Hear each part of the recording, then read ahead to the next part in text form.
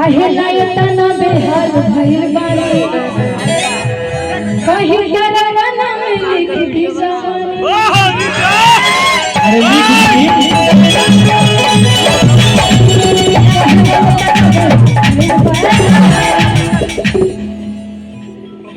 और इस महिला की तरफ से बहुत बहुत आशीर्वाद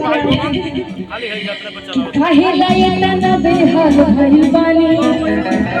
कहीं डरवाना में लिख दी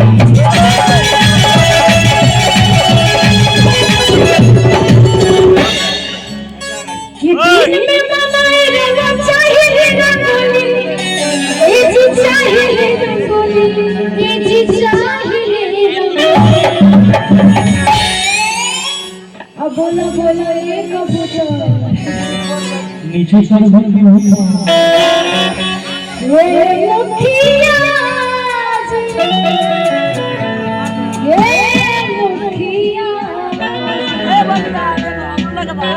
एक बात बताएं आप सभी को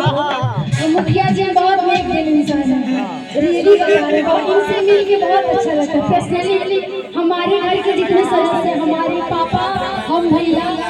हम लोग जब घर पे जाते हैं तो इनका चर्चा एक दिन रोज होता है